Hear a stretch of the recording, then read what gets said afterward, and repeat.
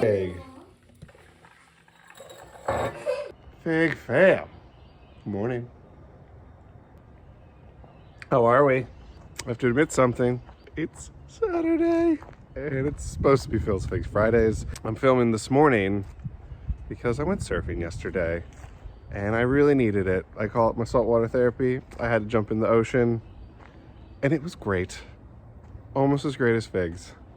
But today, I want to show you what's going on in February here because I have a lot of little pieces going on and I actually have a bare root fig tree that I ordered. I don't know if you guys have ordered bare root fig trees before, but we're going to pot that up and we're going to talk about my mother trees all along here.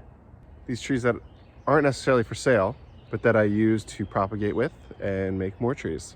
I've really dialed in which varieties I love. There are still a few I'm questionable about, but I want to grow them as much as possible. So I'll go over which I'm doing as my mother trees, kind of which ones I'm on the fence about. And of course, we'll go over what's growing on in the greenhouse. Look at all these cuttings. You kidding me? I can't wait for them all to turn into baby trees. Let's flip it around and see what we got going on.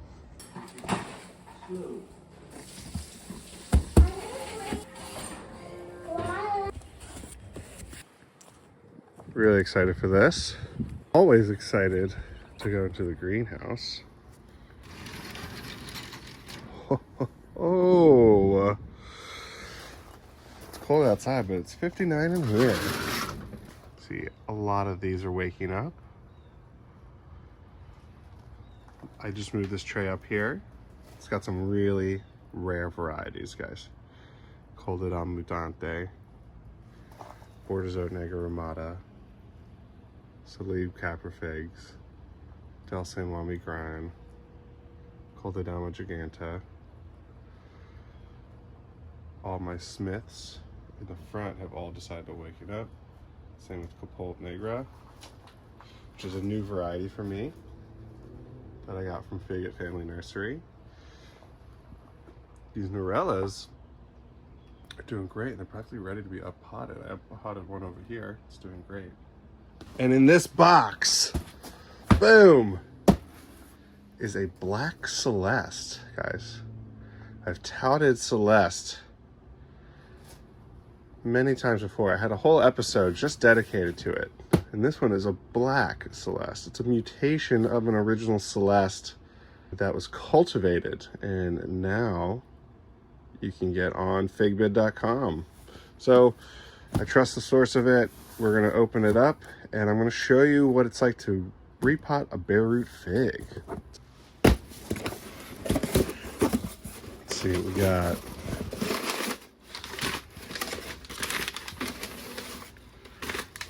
Okay. A black Celeste air layer. What's on this thing? Clearly an air layer because of how bound it is in a small space. So what I'm going to do today is I'm going to pot it and slowly shake the roots into the potting mix until we're up to about here. And figs like shallow root systems, so we'll probably stick this in a 1 gallon pot for now, despite the quantity of roots it has. Beautiful job. Guys, look. Here's a good example here, guys, of where roots can form on a fig cutting. Look at these roots, guys. They can form across the entire branch, not just at the nodes, and that is fascinating. The things we play with on a dormant fig, I don't know if this means a lot to you guys, but it means a ton to me. There's no node here, guys. There's no node. But it had put out root growth. This is also a sign of a really healthy fig tree. The fact that it can produce these kind of roots on an air layer. I'm assuming that the tree will grow off of this node here and maybe this node here. And it might sprout up from the ground and this node down here. Beautiful. Let's go put this in a pot. Ta-da! Hey guys, so I took that air layer and I'm slowly bringing in dirt and I'm shaking it around the root system. And as I shake it around the root system, I'm slowly bringing it up. And so what happens is that when I put all the roots in and I shake, this dirt and soil get incorporated into the roots, and I leverage it up, and it kind of stretches out the roots around the whole pot. Then I spray it with some water, and it helps settle those sediments in there. I forget who it was that brought it up, but that was a great idea in the comments. That's why I love having this channel, you guys, with you. It's a community. I love learning from you as much as I love sharing my information with you guys. I'm low on potting mix again because this week I up-potted a bunch of trees into 3-gallon pots, and wow, that takes up a lot of dirt. Again, my potting mix I make from peat, and I do every gallon of peat I add 2 tablespoons roughly of garden lime, which is dolomitic limestone. That brings up the pH of the peat. Then I add soil conditioner, perlite, and those are both for drainage. And then I add mushroom compost, and I love mushroom compost. I've been reading up on how important fungi is for the health of any plant system, especially with mycorrhizae. I know you have to be specific on which fungi to use, but I think there's generally something good in there. So I'm shaking in all the dirt here, and I'm going to go down to my last little bit.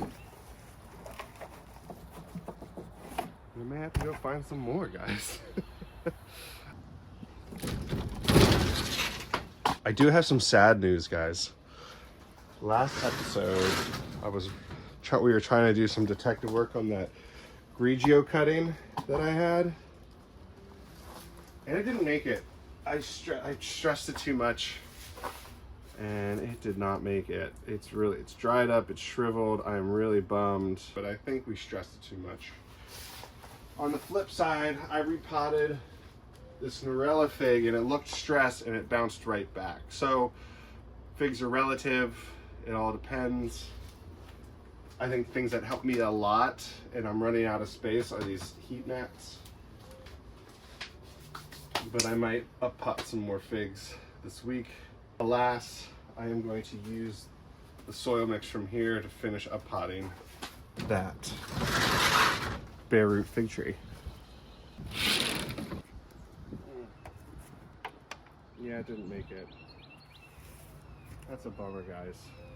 In the experiment and learning phase of all of this, and this is why you buy multiple cuttings of one variety, you learn and you experiment and you get better the next time around. In fact, I want to show you guys something while I'm up-potting these trees. Over here is a pile of fig cuttings that did not make it. Slowly going back into the soil, and that's where I put it. It's just part of the process, guys. And I tested the limits.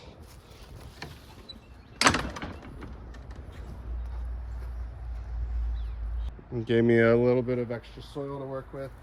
Same combination.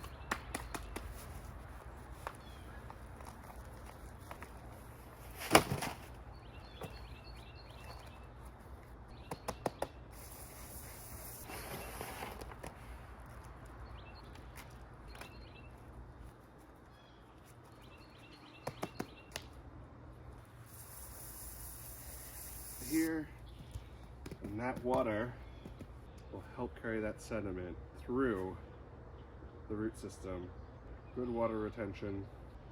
I'm really excited for this black Celeste variety. You know I've talked about Celeste in the past, but a black Celeste is a mutation off of a Celeste tree that was able to be propagated and reproduced over and over.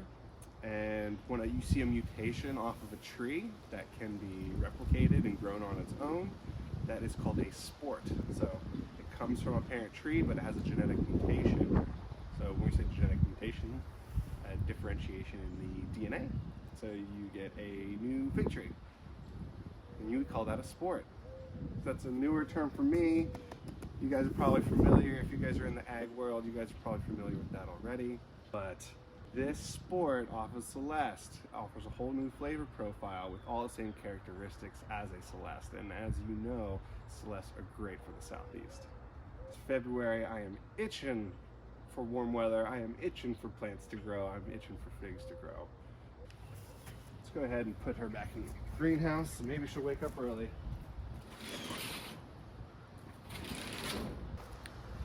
Also, I don't know if you guys can see this, it's cold outside. So the greenhouse is a nice 60 degrees, 61 degrees. Oh, awesome. And it's packed with plants.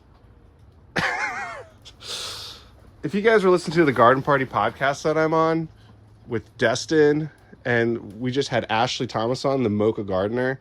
She's awesome and also a researcher.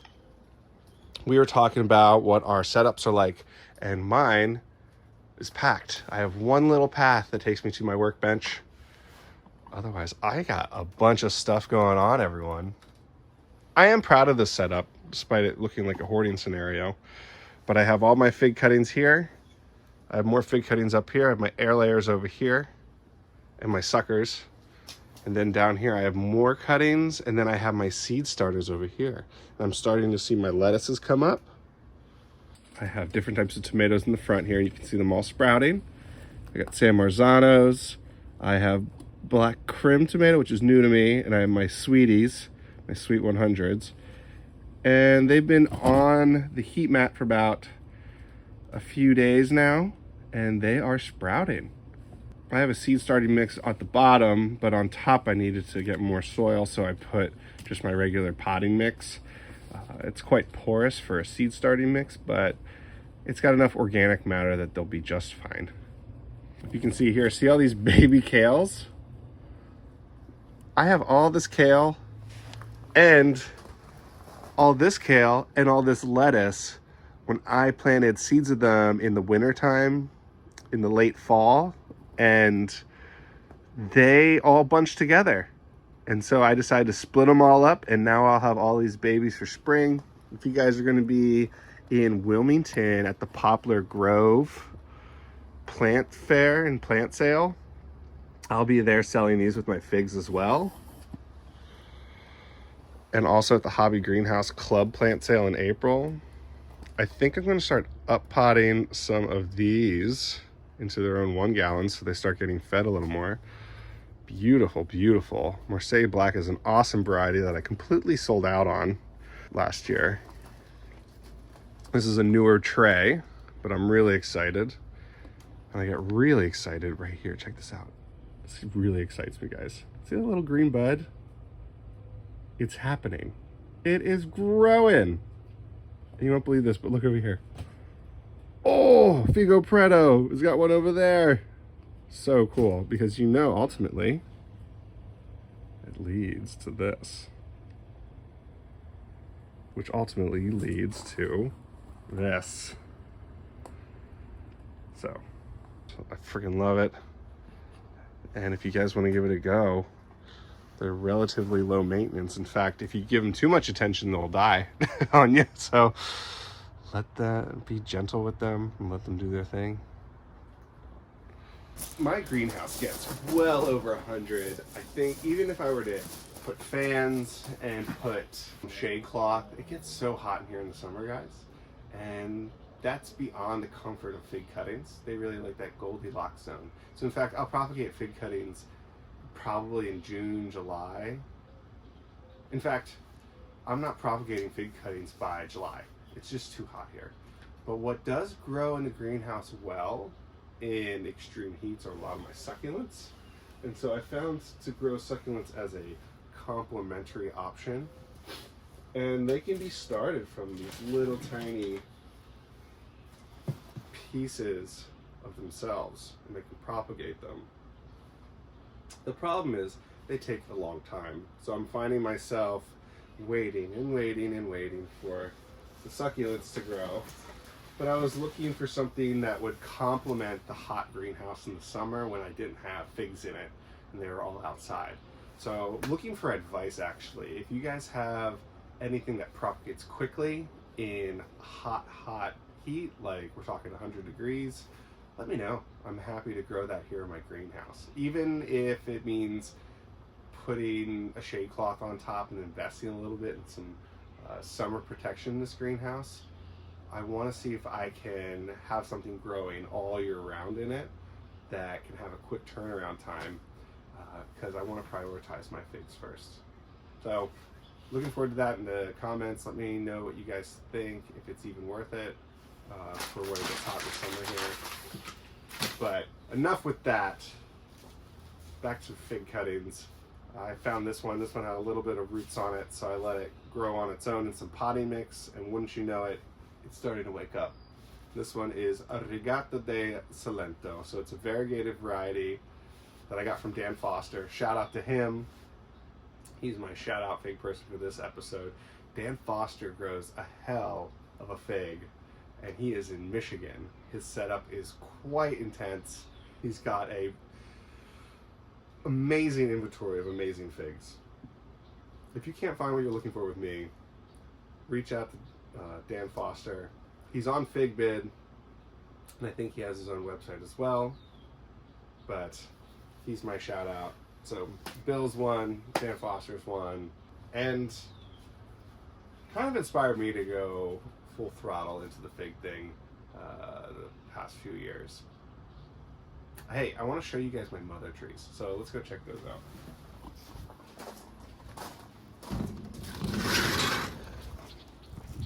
All of these trees are different. They're all fig trees, and they're all different trees. How cool is that? Well, for me at least, it's really cool. Last year at this time, I would say 10% of these trees existed in my garden space. And I was like, oh, I hadn't grown that much as far as Phil's figs. You know, I had all the fig trees in the ground that I'd been waiting for years to put in. And so I still have those 20 trees. But then as I always started delving into Phil's figs and reinvesting into business and growing and growing and growing and seeing which varieties would taste the best, I found myself with 30 new varieties of fig trees. They're each different. My surplus is over here that'll be up for sale this spring. A lot of them are too big to ship, so I'm going to offer them for pickup only here in Wilmington, North Carolina. But I've pruned a lot of these trees. There's still a lot of viable cuttings left if you guys are interested. I'm going to update my list. But I am really, really proud of what I've found thus far. All of these varieties here are LSU varieties. This whole stretch here, shout out to Dave Burke and his family, the Fig Hunter family, are all varieties that are confirmed common fig varieties, and I'm excited to try them this year. This far section here are all different types of variegated varieties. And then in the front, I have different interesting varieties, including Nuestra Senora del Carmen. I have Eddie of de Argentil. I have Honey Plum, Delicia Negra, Yolo. And 10 years ago, I never even heard of these varieties. So the journey continues, and I think not only does the journey continue, the figs get better and better as we crowdsource these new varieties and we find what tastes amazing and what we're looking for. Whether you're looking for that nice Jolly Rancher watermelon flavored fig, whether you're looking for that nice agave or honey, like sweet sugar blast fig, or if you're looking for that deep, jammy raspberry flavored fig, that I think there's more and more varieties that get better with time. So I am doing the research to find more of those figs that are worthy of that timeless royal family of top tier figs, and we're on our way. I have been thoroughly impressed with LSU Tiger, and I've been thoroughly impressed with LSU Red, but I still have LSU Joliet, I still have LSU Gold, which has also been good, and LSU Champagne, which wasn't that good early on. I think there's a multi-year investment, and if you already love growing figs, it's kind of implied that you're going to be growing figs 5 years from now. So if you're experimenting with the varieties and you know you need to wait 2-3 years for a nice variety to show itself in full form, go ahead and go for it, man. You know, Confucius said the best time to plant a tree was 20 years ago, but the second best time is now. And I hold true to that. It's very true, not just in plants, but across all hobbies that you find you're passionate about. It's the winter time. I'm letting these weeds kind of grow in my figs, but these are all my 1-gallon babies that you can see here. As you guys can see here, I have Celeste right here that still need to be pruned and up potted. I just up potted these Beers Blacks in the 3 gallons, and I just up potted more Celestes over here into their 3 gallons. And guys, just so you guys know, I still have fig trees in pots. I have a Ponte Tresa here, and I have a Black Tuscan right here. Fig trees look great in pots, guys. I love keeping them right here on the patio with me. I got an olive tree here. If anyone's curious about olives, this stayed outside in a pot through 18 degrees. I have 3. This is Coratina. Over here, I have Arbequina, which is a very popular olive tree to grow. And in the front, I have Lachino. She is beautiful. She's been in this pot for 4 years outside. Beautiful Lachino olive tree. Zone 8B outside. It's faced 18 degrees on the north side of my home. Check it out. I would highly recommend, if you live in a climate that doesn't get cooler than 15 degrees, try growing an olive. You can even do it in a pot.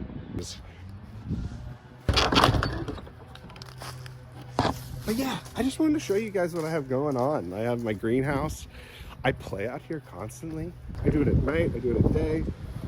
A few times a week, I get to share that with you guys. And I would love to hear what you guys have going on in your green spaces at home, whether it's just a patio, whether it's 15 acres. Everybody has their own little growing setup. I think my entire property here is 0.4 acres, and I feel like I've barely scratched the surface. So, always, I appreciate you guys. Thank you for taking the time to join me. I look forward to hearing from you guys and what you have growing on in the middle of February. And take care, Fig Fam. If you really like this, like, subscribe. I'll talk to you soon.